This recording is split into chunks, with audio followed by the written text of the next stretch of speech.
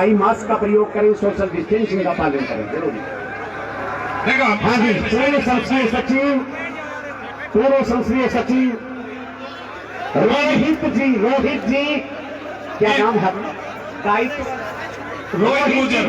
रोहित जी गुर्जर पहले दो शब्द बोलने के लिए। रोहित जी गुर्जर इनके दो शब्द पहले, फिर हनुमान जी बेनीवाल जब तक उनका जो कार्यकर्ता सम्मान कर रहे हैं। हाँ, हनुमान जी का स्वागत जोरदार जयकारा लगाएंगे। बोले मारू बाबा की, बोले दादाजी महाराज की। परम सम्मानीय राजस्थान के किसान नौजवानों की दिलों की धड़कन, मंच पर विराजमान नागौर से सांसद, राष्ट्रीय लोकतांत्रिक पार्टी के सुप्रीमो बड़े भाई हनुमान जी बेनीवाल को हाथकोट पुतली की स्पॉन्धरा पर हार्दिक अभिनंदन व स्वागत। मैं आप सबको धन्यवाद देना चाहूंगा कि पिछले लंबे समय से भैरू बाबा का विशाल भंडारा का आयोजन ग्राम पंचायत गोहाना की तरफ से किया जाता है। मैं धन्यवाद देना चाहूंगा यहाँ के युवाओं को कि आज तक मेले के अंदर किसी भी प्रकार के सामाजिक तत्वों की औकात नहीं हुई कि कुआला के मेले में कोई घटना करके चले जाए। इसलिए मैं कुआला के युवाओं को भी धन्यवाद देता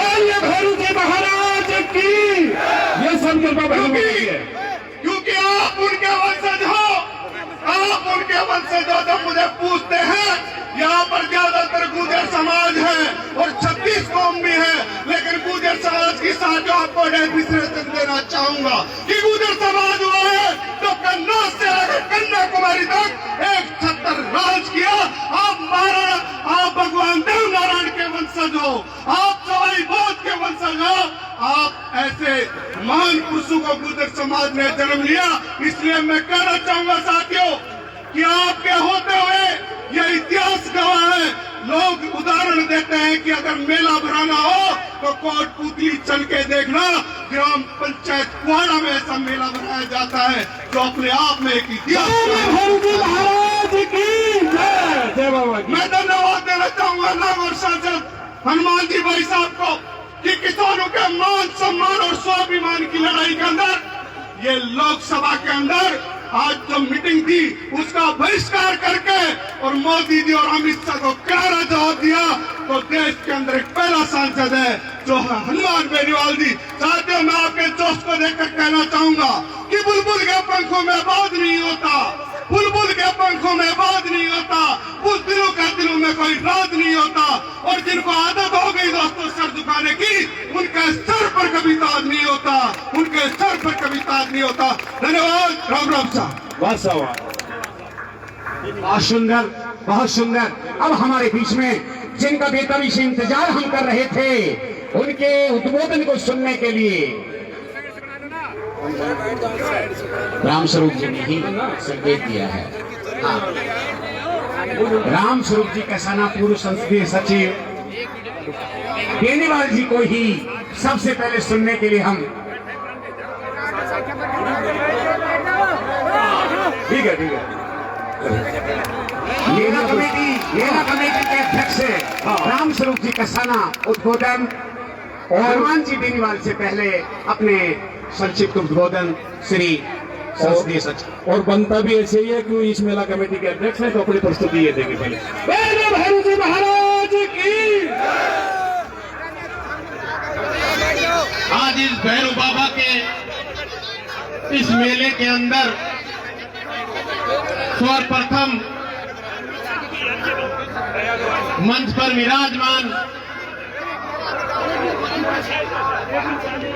राजस्थान किसान नागौर से सांसद और आरएलपी के सुप्रीमो परम आदरणीय सम्मानीय हनुमान जी बेनीवाल को इस धरा पर पधारने पर मैं समस्त आपकी तरफ से इनका हार्दिक अभिनंदन और स्वागत करता हूं।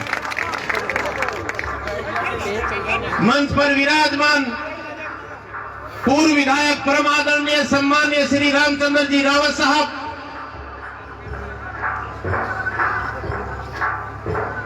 दाताराम जी, शंकर जी,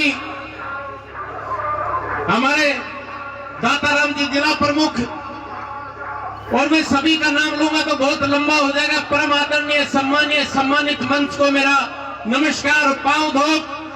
मेरे सामने बैठे हुए परम आदरणीय सम्मानीय मेरे बुजुर्गों को मेरा प्रणाम, और नौजवान साथियों को मेरा प्यारा प्यारा प्यार भरा नमस्कार। और जहां तक मेरी आवाज आ रही है, मेरी मातृशक्ति को नमन। आज सबसे पहले तो मैं धन्यवाद अर्पित करना चाहूंगा भैरू बाबा सेवा समिति के समस्त उन कार्यकर्ताओं को और इन 5 गांवों को जो पिछले 15 दिनों से लगातार मेहनत करके, और इतना बड़ा आयोजन कोरोना के बाद में अगर लाखों की संख्या में कहीं कोई मेला भरा है, तो मैं धन्यवाद देना चाहूंगा आपको कि आपने इतनी बड़ी संख्या में जो आयोजन किया, और आप सबका प्यार और सम्मान कि आप इतनी बड़ी संख्या में आप लोग यहां आए।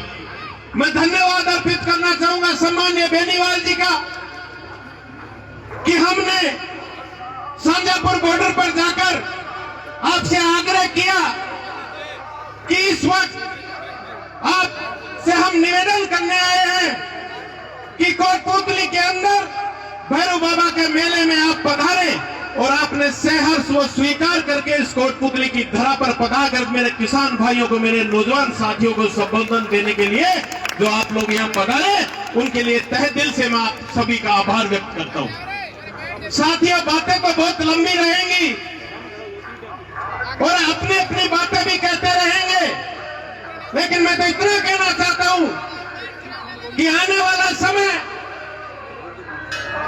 आप सबने देखा होगा कि लोग चाहे किसी भी व्यक्ति का नाम नहीं लेकर, मैं तो इतना ही कहना चाहूंगा कि जब भी कभी बेनीवाल जी की आवश्यकता पड़ती है आप किसान भाइयों को, नौजवान भाइयों को, तो चाहे वो गठबंधन की बात हो, सबसे पहले अगर हिंदुस्तान के अंदर किसी ने गठबंधन तोड़ने की बात भी की तो सम्मान्य बेनीवाल जी थे।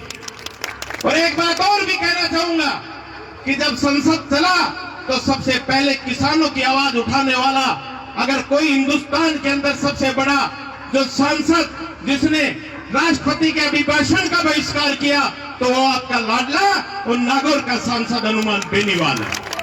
हम सबको आज इनको सुनना था, और मैं तो यही विश्वास दिलाना चाहूंगा बेनीवाल जी को कि इस भैरू बाबा के इस मंदिर में आप आए हैं और जो यहां से जो सोच कर जाएंगे, मैं ये विश्वास दिलाता हूं कि ये भैरू बाबा आपकी मनोकामना पूर्ण करेगा। और ये कोटपुतली के नौजवान, कोटपुतली के बुजुर्ग जब भी आप कभी आवाज लगाओगे तो आपकी एक आवाज के ऊपर खड़े मिलेंगे। आप सबको बहुत बहुत धन्यवाद। राम राम साहब। बोल भैरू बाबा की, बोल भैरू बाबा की। पूर्व संसदीय सचिव जी ने अपने उद्बोधन में बहुत कुछ कहा है। अब हमारे मुख्य अतिथि जिनका बेताबी से हम इंतजार कर रहे थे, श्री हनुमान जी बेनीवाल साहब अपने उद्बोधन से हमें लाभान्वित करेंगे।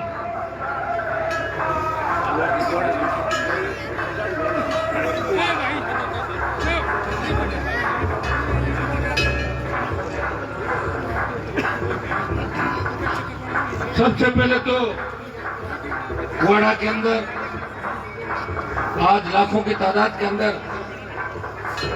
गुर्जर समाज के साथ साथ अन्य हमारे 36 बिरादरी के भाइयों का जो मेले का आयोजन किया, मैं गुर्जर समाज को तो हमेशा धन्यवाद देता ही हूँ, क्योंकि कॉलेज विश्वविद्यालय से लेके आज तक हमने गुर्जरों को अपना आप से अलग नहीं समझा। जाट और गुर्जर इस देश के अंदर भाई है, इस भाईचारे को मजबूती से इस हिंदुस्तान में और ताकत कैसे मिले, इस दिशा में भरसक प्रयास रहेगा। 2-3 जयकारों के साथ मेरी बात शुरू करूंगा। जैसा कि रामस्वरूप जी बता रहे थे कि 1 लाख आदमी इकट्ठे होते हैं और जेसीबी से चूरमा बनता, तो मैंने कहा ऐसा तो हो नहीं सकता। लेकिन यहाँ आने के बाद पता लगा कि मुझे खुद को यहाँ आने में आधा घंटा लगा। खेतों का रास्ता आया हूँ, इतना बड़ा जाम लगा हुआ है। अभी भी ये संख्या मेरे हिसाब से लाख के आसपास होगी। 2 घंटे पहले आता तो 2 लाख से ज्यादा संख्या के अंदर जवान और किसान भैरव बाबा के दर्शन करने के लिए आए थे और क्यों नहीं आएंगे। इस राजस्थान के अंदर ये तो मेला बनना था। अगर सबसे बड़ी लड़ाई इस राजस्थान में किसी कौम ने लड़ी तो गुर्जर कौम ने आरक्षण आंदोलन की लड़ाई लड़ी। सीने पे गोलियां खा के 72 वीर गुर्जरों ने शहादत दी, दिल्ली की सरकार को झुकाया, राजस्थान की सरकार को झुकाया। भाइयों, मैं कोई राजनीतिक माइलेज लेने नहीं आया, लेकिन मेरा आपके समाज से व्यक्तिगत नाता रिश्ता रहा और हमेशा हम एक दूसरे के पूरक के रूप में माने जाते हैं। हम भी देवनारायण भगवान जी का जयकारा लगाते हैं और आप भी लगाते हो, और वीर तेजाजी महाराज का जयकारा जाट भी लगाते हैं और गुर्जर भी सम्मान से तेजाजी का नाम लेते हैं। गत विधानसभा के चुनाव के अंदर आसीन में सवाई भोज महाराज के मंदिर के पास 1 लाख की संख्या में जब मैं मेरे पार्टी प्रत्याशी का प्रचार करने गया था तो पहली बार अजमेर से चित्तौड़ और उदयपुर के अंदर ऐसा भाईचारा कायम हुआ जो आगे चल के एक बहुत बड़ा इतिहास बनेगा। 1 लाख जाट गुर्जर उस कार्यक्रम में शामिल हुए। वो सीट कुछ वोटों से हमारी हार गई होगी, लेकिन एक नींव वहां पे रख दी जो नौजवानों के अंदर, भाइयों के अंदर छोटी मोटी खटास हुआ करती थी, उसको वहां पे खत्म करने का अगर किसी ने काम किया तो आपके भाई हनुमान बेनीवाल ने दोनों समाजों को एक करने का प्रयास किया था। भाइयों, मैं धन्यवाद दूंगा कोटपुतली के वीर गुर्जरों को और वीर किसानों को जिन्होंने इस दिल्ली जयपुर हाईवे को अगर पहली बार किसी ने जाम किया आजादी के बाद, इतने दिनों तक अगर हाईवे जाम रहा, वो कोई राजनीतिक माइलेज के नहीं था। 12 दिसंबर को भाई रामस्वरूप जी कसाना जिस इलाके के पूर्व मंत्री है, इन्होंने आह्वान किया और हमारा भी आह्वान था कि कृषि बिलों को दिल्ली की सरकार वापस ले और संपूर्ण स्वामीनाथन आयोग की रिपोर्ट लागू करे, पूरा देश का कर्जा माफ हो ताकि हमारे भाइयों की, किसानों की सत्ता में हिस्सेदारी बढ़े, इनकी आय बढ़े और किसानों की आत्महत्या रुके, किसान का कर्ज चुकता बने। इसको लेके जो तीनों किसान बिलों का विरोध और संपूर्ण खरीद की गारंटी का कानून बनाने को लेके तो किसान संगठन आंदोलित थे। राष्ट्रीय लोकतांत्रिक पार्टी ने 11 तारीख तक पंचायतों के चुनाव चल रहे थे 21 जिलों के अंदर। आपके यहाँ तो चुनाव नहीं था, हम चुनाव में बिजी थे। तब आते के राजस्थान का जवान किसान एक ही बात पूछता था कि हनुमान जी, आरएलपी से बहुत बड़ी उम्मीद है, आप इस आंदोलन में भाग क्यों नहीं ले रहे हो। मैंने कहा आंदोलन में भाग भी लूंगा और ऐसा भाग लूंगा कि आज तक किसी नेता ने भाग नहीं लिया। मैं इस आंदोलन को अहिंसात्मक तरीके से ऊपर तक लेके जाऊंगा, लेकिन पंचायत चुनाव लड़ना भी जरूरी था, नहीं तो लोग कह देते कि आरएलपी मैदान छोड़ के भाग गई और हाईवे पे बैठ गई जाके। 2 मोर्चों में लड़ाई लड़ी, पंचायत चुनाव लड़े और 12 तारीख के कूच से दिल्ली की सरकार हिल गई और हरियाणा की तमाम फोर्सेज, डीजीआईजी इस रोड पे गश्त कर रहे थे। हरियाणा की टोटल जितनी भी फोर्सेज थी, पैरामिलिट्री फोर्सेज थी, वो यहाँ पे बैठी थी। और भाइयों, 15,000 की संख्या के अंदर कोटपुतली में सभा के बाद आप सब के आशीर्वाद से इस हाईवे पर हम गए तो देश के गृह मंत्री ने कहा था कि आप एक बार हमारी बात मानो, आप एनडीए के अंदर हो, मेरी झूठ बोलने की आदत नहीं। और मैंने उसी समय मन से घोषणा करी थी कि 7 दिन के लिए इस आंदोलन को डेफर कर रहे हैं। हमें भरोसा है कि दिल्ली की सरकार किसानों की, हमारी जो मांग थी, किसानों के तीनों बिल रिपील करें, संपूर्ण स्वामीनाथन आयोग की रिपोर्ट लागू करें और किसान को उसकी पैदावार का पूरा हक मिले, समर्थन मूल्य पे खरीद की गारंटी, हर बार 10% बढ़ाते हुए जापान अमेरिका की तर्ज पे 3 गुना 4 गुना आय कैसे बढ़े, इसको लेके ये मामला है। और हम वापिस चले गए और दोबारा मैंने कहा साहब हम एनडीए में इस तरह नहीं रह सकते। एनडीए के अंदर हमने 7 इसलिए दिया था कि प्रधानमंत्री जी लंबे लंबे भाषण देते थे देश के अंदर कि हम सत्ता में दोबारा आए, किसान की आय दुगनी करेंगे, जवान को रोजगार देंगे। तो मैंने कहा प्रधानमंत्री जी, मैंने जवानों के लिए और किसानों के लिए एनडीए का दामन थामा है। आपको फिर मेरी गुजारिश है कि मेरे भाइयों की बात मानो जो सड़क पर संघर्ष कर रहे हैं। मेरी बात नहीं मानी और 26 तारीख को 1 लाख से ज्यादा तादाद के अंदर कोटपुतली इलाके सहित बाड़मेर, गंगानगर और उदयपुर, प्रतापगढ़, जालोर से किसान और किसान के बेटे आए। तब कोटपुतली से लेके शाजापुर बॉर्डर तक तिल रखने को जगह नहीं थी और उस समय सबकी इच्छा थी कि एनडीए को छोड़ दो और जो सबकी इच्छा होती है वही हनुमान बेनीवाल की इच्छा होती है। मैंने बिना सोचे समझे एनडीए को छोड़ दिया, सिर्फ किसानों के खातिर, अपने भाइयों के खातिर। भाइयों, जब गुर्जर समाज आरक्षण कर आंदोलन लड़ रहा था राजस्थान के अंदर, तब मैं विधायक नहीं था, मैं भारतीय जनता पार्टी के अंदर था। लेकिन भारतीय जनता पार्टी में रहते हुए गुर्जर भाइयों का आंदोलन को संभालने के लिए हमेशा राजस्थान की विधानसभा में जीतने के बाद और हर समय जब भी आपके समाज को आवश्यकता पड़ी, निस्वार्थ भाव से हनुमान बेनीवाल ने आपके लिए भी लड़ाई लड़ी। और देश के अंदर जब किसानों को आवश्यकता पड़ी तो एनडीए को ठोकर मार के, सत्ता को ठोकर मार के आपका भाई आपके बीच सड़क पे आ गया। कल लोकसभा चल रही थी, राष्ट्रपति का अभिभाषण था, अन्य दल भी थे। मैंने कहा आप चलो मेरे साथ, अपन हल्ला करके राष्ट्रपति के अभिभाषण में भी योगदान डालेंगे और रोकेंगे राष्ट्रपति को। तो बोले साहब हम तो अंदर नहीं जाएंगे, हमने तो बहिष्कार कर दिया, क्या पता अंदर कोई सस्पेंड की कार्रवाई हो जाए। तो मैंने कहा वो तो होने के लिए मैं तैयार हूं, क्योंकि राजस्थान की विधानसभा में भी 5 बार होने का रिकॉर्ड मेरे नाम ही राजस्थान। भाइयों, मैंने राष्ट्रपति के अभिभाषण को रोकने का प्रयास किया, आपकी आवाज पहुंचाई। जब राष्ट्रपति कृषि पे बोल रहे थे, हमने ये कर दिया वो कर दिया, मैंने कहा तुमने कुछ झाक का बात नहीं किया, खत्म कर दिया। और अब किसानों से पंगा लोगे तो 2024 के अंदर दिल्ली की सत्ता पे नहीं बैठोगे। अभी तो जाट और सरदारों ने अंगड़ाई लिए और गुर्जर अगर निकल पड़े देश के अंदर तो फिर आप सारे दिल्ली के अंदर खेल हो जाओगे। और भाइयों, मैं कोई राजनीतिक माइलेज लेने में नहीं आया।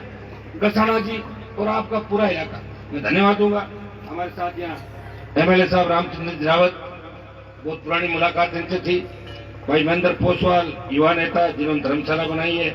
हमारे जिला प्रमुख साहब दाताराम जी, पूर्व जिला प्रमुख साहब, नौजवानों के नेता भाई रोहित गुर्जर जो आरएलपी के प्रवक्ता भी है, राम कुमार जी, और सम्मानित में मेरे साथ पधारे नौजवान जितने भी हैं नेतागण बैठे, उपस्थित हजारों की लाखों की तादाद मौजूद बुजुर्गों, नौजवान साथियों। भाइयों, मैं तो खुले मन का व्यक्ति हूँ, जैसा गुर्जर होता है वैसा ही हनुमान बेनीवाल है। मन में किसी तरह की बात नहीं करता और हाथ पकड़ लेता है तो जान चली जाए, हाथ नहीं छोड़ता, कितना भी नुकसान हो जाए। और मैं लोकसभा के अंदर मैंने कहा था, मैंने कहा इस देश में 2 ही आंदोलन हुए, गुर्जर समाज ने राजस्थान में आरक्षण आंदोलन किया और जाट समाज ने हरियाणा के अंदर आरक्षण आंदोलन किया। गुर्जरों ने पैरामिलिट्री फोर्स और पुलिस को भगा दिया और हरियाणा के अंदर जाटों ने भी मिलिट्री को भगाया और पैरामिलिट्री फोर्स को भगाया। तो 2 ही जाते हैं देश के अंदर, सबसे ज्यादा लड़ाई है। मैंने मांग करी और फिर करूंगा कि गुर्जर रेजिमेंट भी देश में बननी चाहिए, टाइल रेजिमेंट भी बननी चाहिए। उन तमाम जातियों की रेजिमेंट बने जो किसान के बेटे हैं, जो देश की सेवा के लिए मर मिटने को तैयार है, जो भारत माता के लिए अपने प्राण न्यौछावर करने के लिए हर समय तैयार रहते हैं, जिनकी भुजाएं फड़कती है। और मैं विश्वास दिलाता हूं कि ये निश्चित रूप से होगा। और इस सत्र के अंदर देखना कि हनुमान बेनीवाल दोबारा गुर्जर रेजिमेंट बनाने के लिए किस तरह गुर्जर समाज की पैरवी करता है। भाई, लोकसभा के अंदर मुझे लोग जातिवादी नेता भी कहते हैं कि यार ये तो जाटों की गुर्जरों की बातें करता है। और एनडीए के अंदर ऐसी बातें नहीं होती, आप तो जानते हो भारतीय जनता पार्टी और एनडीए का सिस्टम अलग है। लेकिन मैं मेरी जो पार्टी है उसका वजूद रखता हूँ। संपूर्ण कर्ज माफी की बात करी लोकसभा के अंदर, ये बीजेपी का एजेंडा नहीं था। मैंने कहा राजस्थान की बात पहले करता था कि राजस्थान टोल मुक्त होना चाहिए, अब मैं एमपी बन गया तो मैं मांग करता हूँ कि पूरा देश टोल मुक्त हो। ये हनुमान बेनीवाल ने लोकसभा। अब बीजेपी के नेताओं को इस मामले को लेकर नाराजगी होती है, वो अपना काम जाने, उनकी अलग पार्टी है, मेरी खुद की पार्टी है, एक आदमी हूँ और मेरा निर्णय लेने के लिए मुझे किसी नेता से नहीं पूछना पड़ता, आपसे पूछता हूँ क्या किया जाए, जो बहुमत होता है उसी दिशा में निकल पड़ता हूँ। तो भाइयों, 2018 के अंदर जब विधानसभा के चुनाव हुए, 3 सीटें राष्ट्रीय लोकतांत्रिक पार्टी की आई। जब मैं गुर्जर समाज के इतने बड़े कार्यक्रम में हूँ तो 2-3 बातें भी तो बता के जाऊँ, नहीं तो आपको पता कैसे लगेगा हनुमान बेनीवाल क्या करता है क्या नहीं करता। 2018 में 3 विधायक आए, स्थिति ऐसी बढ़ गई कि अशोक गहलोत सीएम बने या सचिन पायलट साहब का फोन आया मेरे पास कि मदद करो। मैंने कहा मैं तो इंतजार ही कर रहा था। मैंने कहा 3 विधायक मेरे और 2 निर्दलीय, तुरंत प्रेस कॉन्फ्रेंस करी और अशोक गहलोत की 24 घंटे तक शपथ रुकवा दी। वो हनुमान बेनीवाल की प्रेस कॉन्फ्रेंस। अब मेरे पास 3 ही थे, 30 होते तो दूसरा करिश्मा होता। और भाइयों, मैंने ये भी कहा, आपने लाइव वीडियो देखा, जो गुर्जर समाज के बच्चे, पायलट साहब का मेरा घर बगल में ही है, 2 घर छोड़ के था, तो आए कहा, मैंने कहा मैं तो तुम्हारे साथ तैयार हूँ। और मैंने ये भी कहा था, मैंने कहा एक बार गुर्जर बन जाए उसके बाद जाट का नंबर आ जाएगा। हमें कोई अभी जल्दी नहीं, 70 साल निकाल दिए, 5 साल गुजरों का हाथ लगा के काम चला लेंगे। उस समय ये हनुमान बेनीवाल का बयान था, हम यही किए। और भाइयों, जब दूसरी बार अशोक गहलोत की सरकार अस्थिर हुई, लोग भागे थे छोड़ छोड़ के, लेकिन राष्ट्रीय लोकतांत्रिक पार्टी के तीनों विधायक बिना शर्त बिना स्वार्थ सचिन पायलट को मुख्यमंत्री बनाने के लिए दिल्ली की भारतीय जनता पार्टी से लड़ रहे थे और प्रयास किया, कोशिश की। मैंने आपको कहा कि हमारी संख्या 3 पे ही है, लेकिन वो 3 भी 30 पे भारी है। आप देखते हो कांग्रेस, भाजपा और आरएलपी बसपा के जीते थे, कूद के चले गए कांग्रेस के अंदर। पहले भी जीते, कांग्रेस में कूद गए। पंचायत चुनाव आपके भाई ने लड़ाया, अभी 60 से ज्यादा नगर पालिकाओं के अंदर चुनाव लड़ाया, हर जाति वर्ग के नौजवानों को उम्मीदवार बनाया। राष्ट्रीय लोकतांत्रिक पार्टी हर नौजवान किसान के लिए लगातार संघर्ष कर रही है और जहां भी आवश्यकता पड़ती है। परिवहन घोटाला हुआ, प्रताप सिंह को बचाने के लिए भारतीय जनता पार्टी के नेताओं ने कांग्रेस के नेताओं से आपस में हाथ हिला के बोल दिया, आप मत उठाओ, हम नहीं उठाएंगे, हम बैठे, निकल जाएगा मामला। तब राष्ट्रीय लोकतांत्रिक पार्टी के तीनों विधायक इस घोटाले की सीबीआई जांच की मांग करी और सड़क पर हनुमान बेनीवाल ने मांग करी कि जांच होनी चाहिए और मंत्री को गिरफ्तार करके अंदर डालो।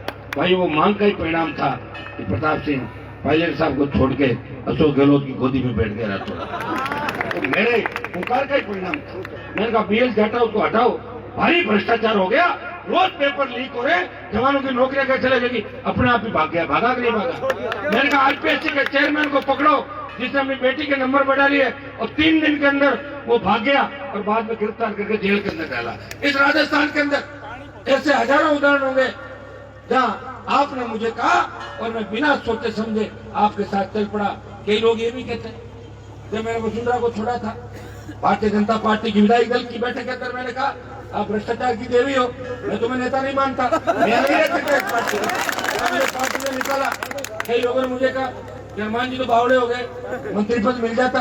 मैंने कहा मेरे पिताजी 77 में एमएलए बने थे, उन्होंने भी मंत्री पद के लिए किसी के चक्कर नहीं लगाए। हमारे मंत्री पद कोई जरूरी नहीं मिले कि नहीं मिले, हम तो चाहते हैं कि असली किसान का बेटा राजस्थान का मुख्यमंत्री बने। इस सोच के साथ हनुमान बेनीवाल आगे बढ़ा। तो बीजेपी में कई नेता मेरी मजाक उड़ाते थे, आज उन नेताओं की यही स्थिति हो गई।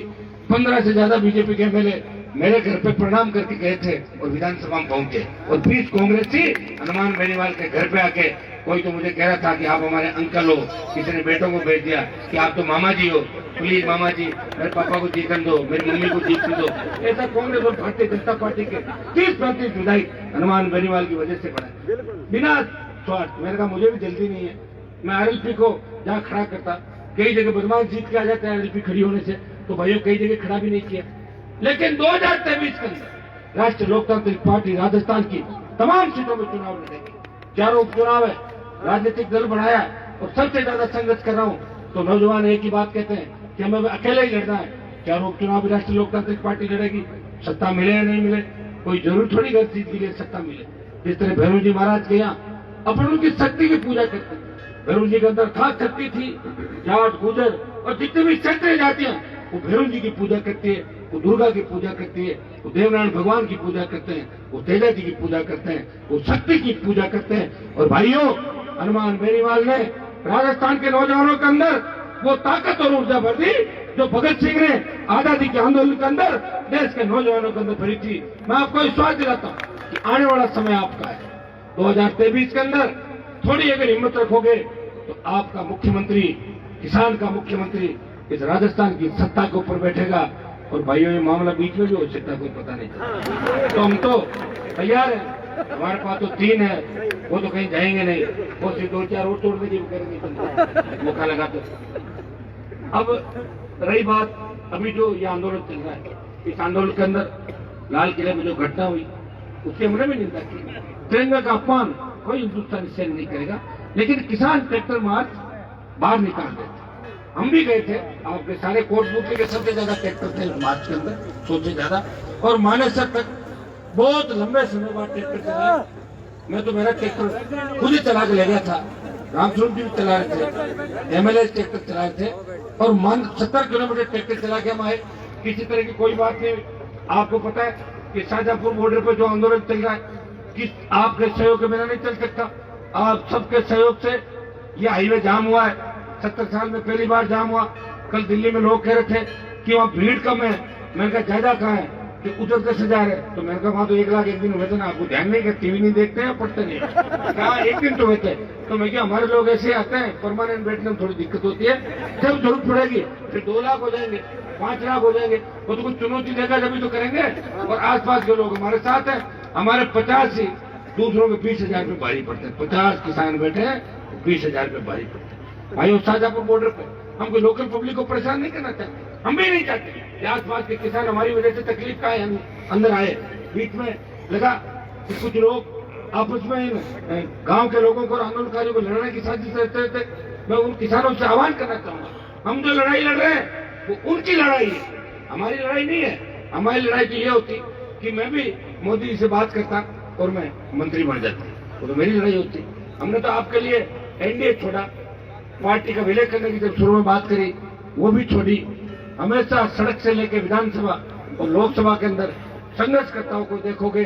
अगर इस राजस्थान को बचाने के लिए हुंकार किसी ने भरी, किसी पार्टी ने फ्री बिजली की बात नहीं कही, किसी पार्टी ने टोल मुक्त राजस्थान की बात नहीं करी, किसी पार्टी ने जवानों को बेरोजगारी भत्ते की बात नहीं करी।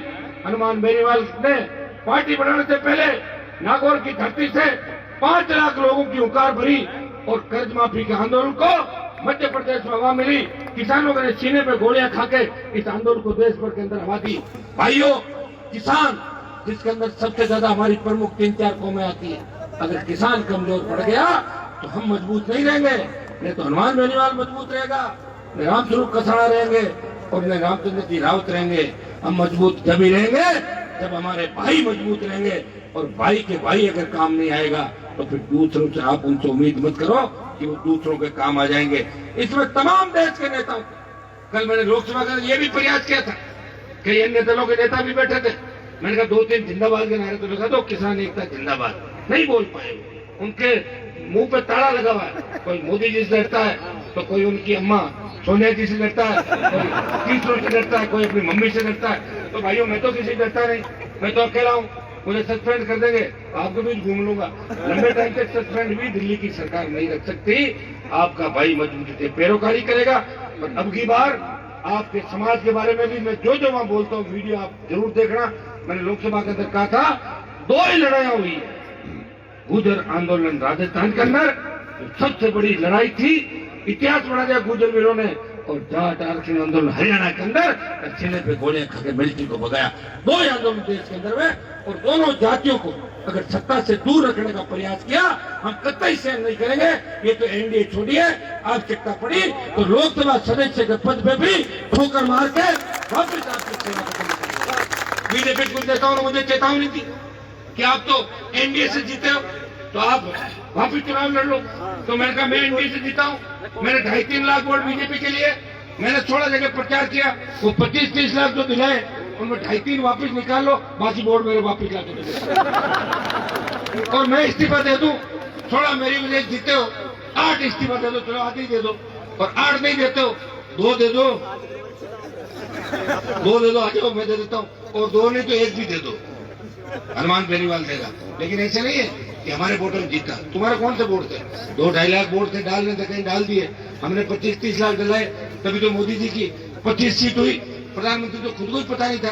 जब एनडीए की पहली मीटिंग थी तो मुझे पूछ रहे थे राजस्थान में क्या होगा, मैंने कहा 25, तो हंसने लगे, बोले 15-16 आ जाएगी, जो खुद ही 15-16 मान रहे थे। 25 सीट आई। भाइयों, उसके अंदर हमारी भूमिका थी, आपकी भी भूमिका थी।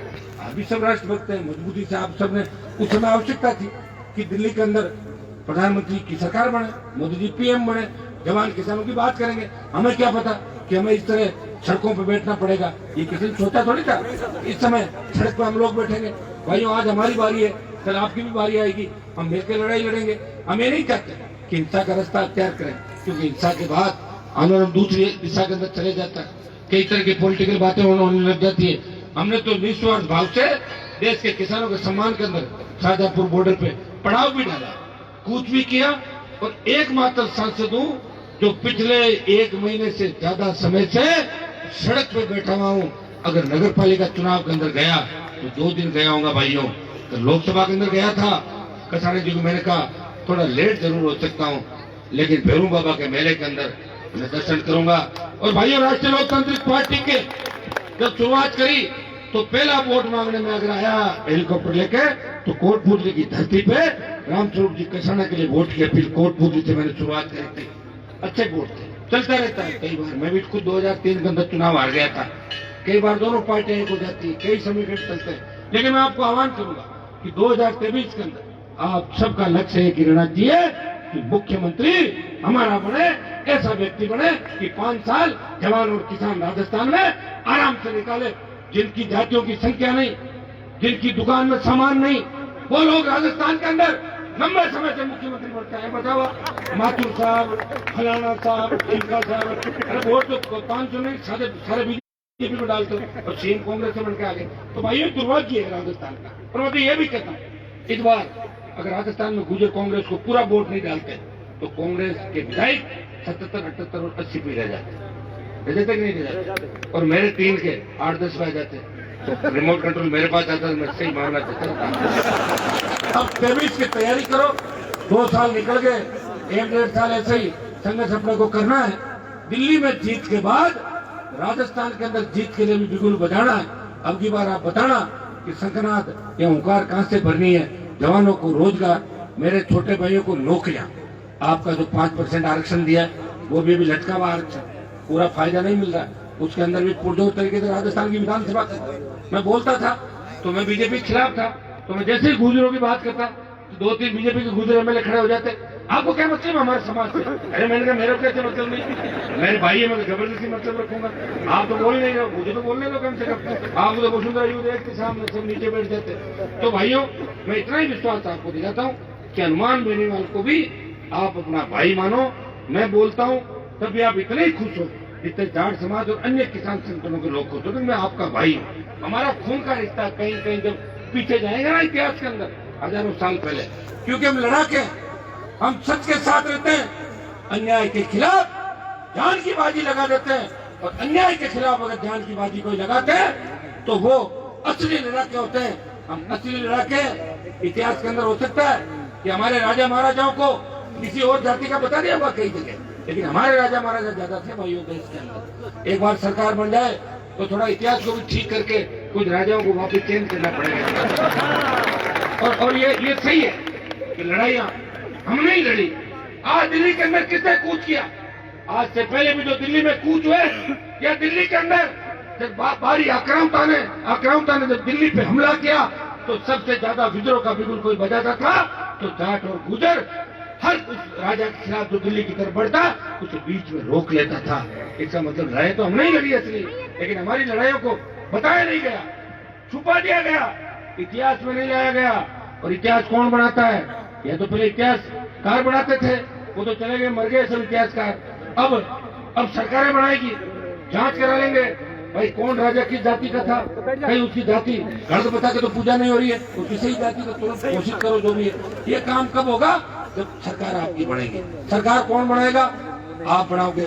मैं तो आपको विश्वास दिलाता हूँ कि बाड़मेर, नागौर, जोधपुर, पाली से लेके सीकर तक पहुंचूंगा ना, चूरू, गंगानगर, हनुमानगढ़, सीकर, तब तक कांग्रेस और भारतीय जनता पार्टी को बहुत पीछे छोड़ दूंगा। लेकिन जहाँ आपकी संख्या ज्यादा है ईस्टर्न राजस्थान, दूसरी जगहों पे वहां अगर आपने साथ दे दिया, शेड्यूल कास्ट के भाई भी साथ आएंगे, राजस्थान का मुसलमान भी अपने आप को ठगा महसूस कर रहा है वो भी साथ आएगा, तो मेरे हिसाब से तो मिलजुल के भी लड़ेंगे तो 150 से ज्यादा सीटें इस तीसरे मोर्चे की राजस्थान के अंदर निश्चित रूप से आएगी। इतना मुझे राजस्थान के जवानों का मन और किसानों का आशीर्वाद जो मिला उसे देख के लगता है। एक टोल नाके पे मेरी गाड़ियां निकल गई थी तो पीछे एक शहरी दंपति तो जयपुर शहर के हो गए, वो भी निकल गए। निकलने के बाद आगे ले जाके पूछा कि साहब आप अच्छे हो, आपके तो टोल ही नहीं लगता। मैंने कहा मैंने तो पूरे राजस्थान को टोल मुक्त करने की बात कही, 10-20 गाड़ियां साथ टोल वाले निकाल देते हैं। तो मैंने कहा बहन जी आप वोट कौन सी पार्टी को देते हो? बोले वोट तो कमल के फूल को देता है। तो मैंने कहा कमल के टोल को हटाओ भैया। मैंने कहा भैया टोल को जब हटवाएगा जब आप वोट भैया वाली पार्टी को देना शुरू कर देंगे, टोल हट जाएगा। अब वोट तो कमल के फूल को दोगे तो फिर टोल मेरे से कहा से कमल के फूल वालों को पूछो वोट है टोल तो कांग्रेस और भाजपा ने लागू करा, मेरिट पार्टी थी नहीं सकता। लेकिन भाइयों इतना विश्वास दिलाता कि मुफ्त बिजली, टोल मुक्त राजस्थान, बेरोजगारी भत्ता, ये छोटे भाई जो संविदा के ऊपर बैठे सबसे ज्यादा अपने बच्चे आते हैं, कि हम साहब संविदा पे हमारी ये पेपर लीक हो गया, ये भर्तियां निकालो। 4 लाख जो खाली पद है इनको भरने के लिए खेत खेत सिंचाई का पानी इसको लेके और बड़ा आंदोलन दिल्ली में जीत के बाद राजस्थान की धरती पर भी करेंगे। तब आपको भी उन आंदोलनों के अंदर शामिल होना होगा। आपके यहाँ भी अलग अलग कार्य पड़ेगा, आप सब साथ देना। मैं इतना ही विश्वास दिलाता हूँ, जिस तरह हिंदुस्तान की सबसे बड़ी पंचायत में पूरे राजस्थान को विशेष राज्य का दर्जा देने की अगर किसी ने एमपी ने बात करी कि राजस्थान को विशेष राज्य का दर्जा दो, यहाँ अरावली की पहाड़ियां हैं, चंबल के बीड़ है राजस्थान के अंदर, राजस्थान में रेतीले धोरे हैं, राजस्थान में ट्राइबल बेल्ट भी है बहुत ज्यादा तादाद में, मैदानी इलाके हैं। राजस्थान वो सारे मामले में पूरा करता है। पाकिस्तान का सीमावर्ती इलाका भी है राजस्थान। सबसे ज्यादा पाकिस्तान अगर डरता है किसी से तो राजस्थान से डरता है, पंजाब से डरता है कि पता नहीं कभी घुस जाए सीमा के अंदर। मैंने बाड़मेर के अंदर जब हुंकार भरी थी, 7 लाख लोग बाड़मेर में आए, तब पाकिस्तान के अंदर हलचल हो गई थी। इतने सारे किसान यहाँ क्या कर रहे हैं, आर्मी हिल गई कि अंदर घुस नहीं जाए कि बॉर्डर पे। तो भाइयों, आप सबको इतना ही विश्वास दिलाता हूँ कि दिल्ली के बाद राजस्थान में आपकी जीत कराएंगे, किसान के बेटों को मजबूत करेंगे। गुर्जर समाज के इस कार्यक्रम में मैं एक आह्वान और करूंगा कि पहले के समय के अंदर हमारा और आपका कोई ज्यादा पढ़ाई लिखाई का अंतर नहीं है। मारवाड़ के जाट तो पढ़ाई लिखाई के अंदर बहुत पीछे रह गए थे, अजमेर भीलवाड़ा चित्तौड़ में बहुत पीछे रह गए थे, शेखावाटी हनुमानगढ़ गंगानगर भरतपुर के अंदर जरूर पढ़ाई में लोग आगे थे। लेकिन अब हमें बालक बालिकाओं को पढ़ाना है, अपना लक्ष्य प्राप्त करें और ज्यादा से ज्यादा नौकरियां लगे। सरकारी सेवाओं में जब आओगे तो समाज अपने आप आगे आ जाएगा। और नेताओं को भी मजबूती देनी है, जो नेता विधानसभा और लोकसभा के अंदर जाके देवनारायण भगवान की जय बोल सके, जो गुर्जर है ये कह सके कि मैं गुर्जर का बेटा हूँ, ऐसा कहने की हिम्मत रखे, ऐसे लोगों को जिता के भेजाओगे तो निश्चित रूप से इस समाज को आगे बढ़ने से कोई नहीं रोक सकता। हनुमान बेनीवाल को जब भी आपको आवश्यकता पड़े आगे की पंक्ति में खड़ा मिलूंगा, पीठ दिखा के नहीं भागूंगा। इतना भरोसा मैं आपको दिलाता हूँ। इस कार्यक्रम के अंदर बुला के जो आपने मान और सम्मान किया, मैं इतना ही विश्वास दिलाता हूँ एमएलए साहब, तो पगड़ी आपने मुझे बनाई है, आपकी कौम को मेरी जहाँ भी जरूरत पड़ेगी हनुमान बेनीवाल इस पगड़ी की लाज रखेगा, आपका मान और सम्मान बढ़ाएगा और अपने भाइयों को कभी मेरे समाज के भाइयों से लड़ने नहीं देगा। राजस्थान के अंदर एक साथ मेल मिलाप करके सत्ता प्राप्ति के लिए दोनों जातियों को साथ लेकर राजस्थान के अंदर चलेंगे। बहुत बहुत आपको धन्यवाद। जय हिंद। और 2-3 जयकारे लगा दो। फेरू जी महाराज की, देवनारायण भगवान की, जय जी महाराज की।